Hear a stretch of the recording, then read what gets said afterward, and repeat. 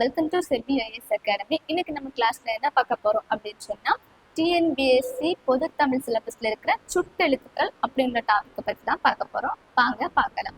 சுட்டெழுத்துக்கள் அப்படின்னா என்ன? ஒன்றை சுட்டி காட்ட வரும் எழுத்துக்களுக்கு தான் என்னது சுட்டெழுத்துக்கள் அப்படின்னு சொல்லுவோம். சரியா? எடுத்துக்காட்டு அவன், இவள், அங்கு. அப்போ ஒருத்தவங்க அங்க நிக்கிறாங்கன்னு நம்ம என்ன சொல்லுவோம்? அவள் அங்கே இருக்கிறாள். அந்த மாதிரி சுட்டி காட்டுவோம். அதுதான் என்ன சொல்லியிருக்கு அப்படின்னு சொன்னா சுட்டெழுத்துக்கள் அப்படின்னு சொல்லியிருக்கு. 3 எழுத்துக்களை சுட்டெழுத்துக்களா கொடுத்துருக்காங்க. என்னென்ன எழுத்துக்கள்னு பாத்தீங்கன்னா ஆ, இ, உ. இந்த 3 எழுத்துக்களை தான் நம்ம என்ன சொல்லுவோம்? சுட்டெழுத்துக்கள் அப்படின்னு சொல்லுவோம். சரியா? நெக்ஸ்ட் பாத்தீங்கன்னா அகச்சுட்டு. அகச்சுட்டு அப்படின்னா நமக்கு அகனாலே என்னன்னு தெரியுது? உள்ளே.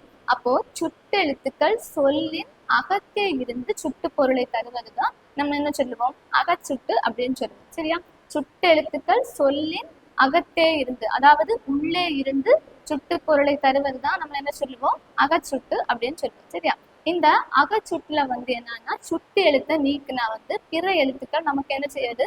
பொருள் தராது. எடுத்துக்காட்டு பாத்தீங்கன்னா இவன், அவன், அது, இது. இதுல இந்த சுட்டு எழுத்துக்களை நீக்கினா நமக்கு என்னது? வேற பொருள் கிடைக்காது. அதான் கொடுத்துருக்காங்க.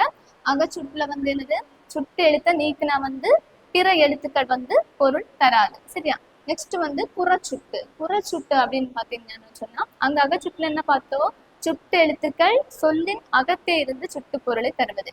இங்க புறச்சுட்டுல பாத்தீங்கன்னா சுட்டு எழுத்துக்கள் சொல்லின் புறத்தே இருந்து சுட்டு பொருளை தருவதுதான் நம்ம என்ன சொல்லுவோம்? புறச்சுட்டு அப்படின்னு சொல்லுவோம். இந்த புறச்சுட்டுல பாத்தீங்கன்னா இந்த சுட்டு எழுத்துக்களை நீக்கினாலும் பிற எழுத்துக்கள் நமக்கு என்ன செய்யும்? பொருள் தரும். எடுத்துக்காட்டு இம்மலை, அவ்வானம். இதுல ஈ சுட்டெழுத்து. இதை நீக்கினாலும் மிச்சம் இருக்கிற எழுத்துக்கள் நமக்கு என்ன செய்யும்? பொருள் தரும். நெக்ஸ்ட் பாத்தீங்கன்னா அண்மை சுட்டு. அண்மை என்னது? அருகில். அப்போ அருகில் உள்ளவற்றை சுட்டுவதை தான் நம்ம என்ன சொல்லுவோம்? அண்மை சுட்டு அப்படின்னு சொல்லுவோம். அண்மை சுட்டுக்குரிய எழுத்து என்னன்னு பாத்தீங்கன்னா இ. அண்மை சுட்டுக்குரிய எழுத்து என்னன்னு பாத்தீங்கன்னா இ.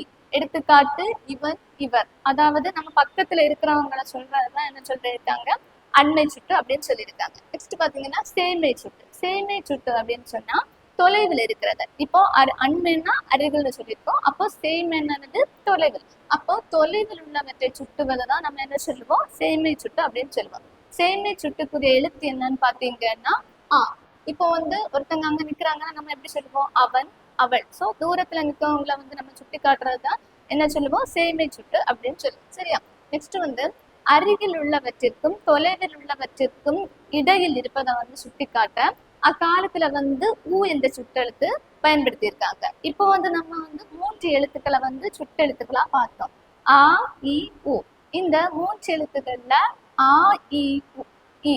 இந்த 2 எழுத்துக்களை தான் நம்ம இன்னைக்கு என்னது சுட்டெழுத்துக்களா பயன்படுத்திட்டு இருக்கோம். ஊ என்பது என்னது இப்போதைக்கு வழக்கத்துல இல்லை. ஆனா முன்னாடி காலத்துல ஊ என்ற சுட்டெழுத்தையும் என்னது பயன்படுத்திட்டு இருந்திருக்காங்க. அதுதான் சொல்லி இருக்குது, அருகில் உள்ளவற்றிற்கும் தொலைவில் உள்ளவற்றிற்கும் இடையில் இருப்பதை சுட்டிக்காட்ட ஊ என்ற சுட்டெழுத்து என்னது பயன்படுத்தப்பட்டுள்ளது. எடுத்துக்காட்டு உது, உவன். ஓகேவா? நெக்ஸ்ட் பாத்தீங்கன்னா சுட்டு திரிபு. சுட்டு திரிபு அப்படின்னு சொன்னா ஆ, இ, உ என்ற சுட்டெழுத்துக்கள். 3 சுட்டெழுத்துக்களை பார்த்தோம்ல.